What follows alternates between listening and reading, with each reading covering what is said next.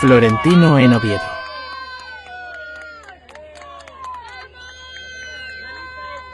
Moi, faut qu'on m'explique il joue à quoi Florentino Pérez. Parce que ça, c'est pas de l'IA, c'est pas du fake, ça s'est vraiment passé hier avant le match du Real. Bouge pas, je te montre la vidéo en entière. En gros, il arrive, il est dans cette voiture. Théma, il va dire bonjour. Petit pouce. Et là, bam! Maintenant, la question c'est, Florentino, pourquoi tu fais ça? Et surtout, à qui tu le fais? Bref, moi, j'ai pas plus d'infos sur le sujet, mais s'il y en a qui en savent plus, dites-me-le en commentaire, parce que je m'attendais à tout sauf ça. Alors là, les gars, faut qu'on parle de Nico Paz. Faut qu'on parle de Nico Paz. Regardez-moi ça. Regardez-moi ça. Depuis qu'il est parti à Como, il est en pétard. Regardez-moi cette passe. Regardez-moi ça. Regardez, hein. Regardez la passe qui sort. Regardez-moi ça. Le pire, c'est que ça se termine par un but. Normalement, là, il y a même certains Madrilènes qui demandent son retour au Real Madrid. Et d'ailleurs, selon Fabrizio Romano, le Real Madrid a bloqué une offre de 70 millions d'euros de Tottenham pour Nico Paz. Oui, ils veulent nous l'arracher. On dit le club madrilène est satisfait que le joueur reste à Como cette saison. Tu m'étonnes, avec tout ce qu'il est en train de faire là, ça serait débile de le perdre. On nous dit même que son retour au Real Madrid à l'été 2026 est de plus en plus probable. Et en plus de ça, avec le départ de Dani Ceballos, il y a une place qui va se libérer. Mais pour l'instant, on s'enflamme pas trop. Il est toujours au Real Madrid, il n'est pas encore parti. D'ailleurs là, on nous dit le Real Madrid demande entre 15 et 20 millions d'euros pour Dani Ceballos, sous la forme de transfert sec ou d'un prêt avec obligation d'achat. Et on nous dit même que le Real Madrid est actuellement à la recherche d'un milieu pour laisser Ceballos partir à Marseille. L'une des pistes qui pourrait combler le départ de Ceballos serait le jeune Pitarch, en attendant l'arrivée de Nico Paz. Par contre, attention les Parisiens, le média Marca nous informe que le Real Madrid est toujours fou de Vitinha et que le club cible toujours le milieu portugais avec une possible clause libératoire de 90 millions d'euros activable en 2026. Cependant, on sait tous qu'un départ cet été paraît improbable et dès le mois de juin prochain, le Real Madrid pourrait venir à l'attaque.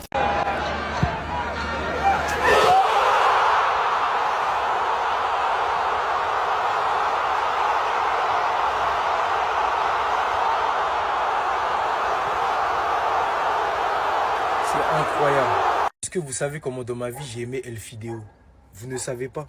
Di Maria, moi j'étais amoureux de lui fut un temps. Alors j'ai plus le souvenir de qui on parle exactement, mais je vais en rajouter une couche. Il n'y a pas meilleure occasion que ce magnifique coup franc qu'a mis André Di Maria il y a de ça un jour je crois, pour le mettre en valeur et me poser la question de savoir est-ce que c'est pas André Di Maria qui aurait la carrière la plus parfaite de l'histoire du football? Sur tous les joueurs qui existaient, c'est lui qui a la carrière la plus parfaite. Il est considéré comme étant en fin de carrière et continue à nous régaler de la sorte. Mais maintenant, on va faire un petit récap, parce que certains ont tendance à oublier. Quitte Rosario dès son plus jeune âge, là où tout a commencé, au Bled, en Argentine, pour rejoindre Benfica. Il rejoint Benfica, il fait ses gammes en Europe. Après Benfica, il va directement au Real Madrid. Au Real Madrid, j'y croise la route d'un certain Cristiano Ronaldo qui est considéré par beaucoup comme étant l'un des 2 meilleurs joueurs de l'histoire du football. Il aligne des performances qui sont excellentes quand tu sais que à cette époque-là, au Real, la concurrence battait de son plein.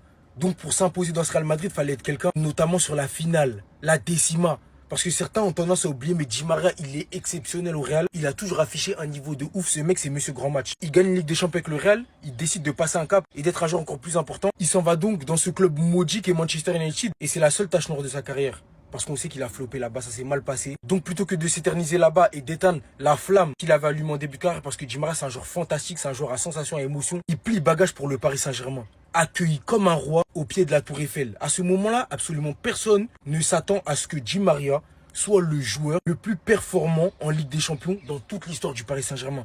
Quand tu sais que des Neymar, des Mbappé, etc. ont joué au Paris Saint-Germain, oui, je le répète sans tabou, Di Maria est le plus grand joueur du Paris Saint-Germain dans l'histoire de la Ligue des Champions. Il a tellement de matchs références, mais je vais en parler en fin de vidéo. Il aligne je ne sais combien de perfs mémorables. Il a porté le Paris Saint-Germain un nombre incalculable de fois dans cette compétition, qui lui a valu pas mal de récompenses, telles que homme du match, l'amour des supporters du Paris Saint-Germain. Le plus important. Comme tout le monde le sait, toute belle chose a une fin. Donc, l'été 2022, André Di Maria s'en va du Paris Saint-Germain. Il s'envole en direction de la Juventus de Turin, là où ça se passera pas trop bien. Vraiment, pour vous dire, il est resté qu'une saison à la Juventus pour revenir là où tout a commencé pour lui en Europe, c'est-à-dire au Benfica. Pareil, il était en fin de carrière, donc on va pas en attendre énormément de lui. Mais il réussit quand même à marquer les esprits. C'est Di Maria, toujours fidèle à lui-même, toujours important dans les grands matchs, peu importe son âge. Et j'oublie même son passage à la Juventus qui était bon, mais malheureusement la situation, elle, ne l'était pas. Après avoir fait le tour sur sa carrière en club, parlons de sa carrière internationale parce qu'elle est tout bonnement exceptionnelle. Monsieur Grand Match, celui qui a carré Messi, n'ayez pas honte de le dire. Sans Di Maria, Messi, en sélection, j'ai le droit de me poser des questions. Il a joué avec les 2 meilleurs joueurs de l'histoire. Il a fait gagner celui qui est considéré aujourd'hui comme étant le meilleur joueur de l'histoire par beaucoup. En grande partie pour ses trophées en équipe nationale. Il doit donc en grande partie à André Di Maria, qui est seul et unique buteur de la finale face au Brésil en Copa América et qui permet donc à Lionel Messi de remporter sa première Copa América. Buteur en finale de Coupe du Monde et provoque un penalty et fallait voir son match tout simplement. Di Maria, c'est ce mec de l'ombre qui mérite toute la lumière du monde. Il a tout d'une légende, ce mec, sa carrière elle est exceptionnelle. Il a joué avec les 2 meilleurs joueurs de l'histoire. Il a toujours été au service des autres quand il le fallait. Comme je le répétais en début de vidéo, il a je ne sais combien de matchs références dans sa carrière. Di Maria, c'est monsieur grand match par excellence. Il a tellement de moments marquants. En fait, il faut se rendre compte de la carrière du mec. Tout lui a réussi, hormis l'étape Manchester United. Et la Juventus, je la compte même pas. Et aujourd'hui, moi, c'est ce champion, ce grand, cet immense champion que je voulais mettre à l'honneur. André Di Maria, t'as tout mon respect, vieux père, et tu es une légende du foot. Qu'il le veuille ou non, c'est moi, j'ai décidé. Restez sobre. Abonnez-vous les gars, ça attrape. Au Barça, chaque jour, on se réveille, il y a des nouveaux dossiers. Dani Olmo n'est toujours enregistré que temporairement en Liga, en attendant une audience au tribunal. S'il se prononce contre le Barça, il ne sera pas enregistré. De ce que j'ai compris, l'audience, elle a lieu le 1er septembre. Donc s'il se prononce contre le Barça, on doit inscrire Olmo le 1er septembre, 23h59, date limite. Nike et le Barça, ils ont pas cherché à comprendre, ils ont joué la carte de la nostalgie puisqu'ils vont remettre en vente le maillot de l'ère Ronaldinho, Messi, Eto'o. S'il y a moyen de faire un peu de sous avec ça, on prend les gars, on prend. Mais il y a une bonne nouvelle les gars, le Barça a le certificat de construction finale pour la phase 1A du Spotify Camp Nou. Demain il y aura une visite du conseil municipal essentiel pour déterminer s'il est possible de rouvrir le 14 septembre. Ne me demandez pas ce que c'est la phase 1A, ne me demandez pas s'il y a une phase 1B, 1C ou 2A, j'en sais rien. Tout ce que je veux moi c'est un stade les gars. Et on a aussi une autre bonne nouvelle, enfin pour lui, je pense que vous l'avez vu, Lamine Yamal. Profite chef, tant que t'es bon sur le terrain, y a personne qui peut rien dire. Mais si tu commences à faire des trucs de fou, attention. Parce que nous on loupe pas sur ça, ça passe après le foot, au moins t'es prévenu mon frère. Dis-moi vous en pensez en commentaire les gars, pour vous abonner, vous êtes des bons, nous on avance. Flick est élu logiquement meilleur entraîneur allemand par le journal allemand Bild. Franchement, quand tu vois les accomplissements et les records qui sont tombés avec lui, bah c'est mérité. Déjà le triplé, voilà. Point final. Une demi-finale. 101 buts en 39 matchs. 32 carrément. 32. C'est flippant. Des records qui datent de 1950. Hein. On lui a promis par rapport à Ter Stegen, si il allait lui donner du temps de jeu. Il a dit, il peut rien promettre. Il y en a un qui va pas titulariser Ter Stegen, mais j'ai pas de preuves. Il est là, il a changé nos vies.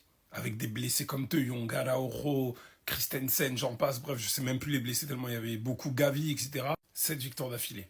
Zéro excuse. Deuxième partie de saison, je crois on fait 24 matchs. On fait tout ça là. On perd contre Dortmund au match retour. Ça n'a jamais été fait dans l'histoire du Barça en phase de fin. En année... Bref, en mode depuis janvier là, je sais plus comment on dit. Quand c'est Messi avec ses 91 buts, j'arrive à le dire. Bref, il est là, il est déjà dans la liste des grands alors qu'il a fait une saison avec un effectif limité. Et lui-même, il a dit, je pense que ce qui me motive vraiment, c'est de voir les joueurs tous les jours et de rester en contact avec eux. C'est la chose la plus importante pour moi. Quand même rester à Barcelone à vie, c'est la chose la plus importante pour nous, chef.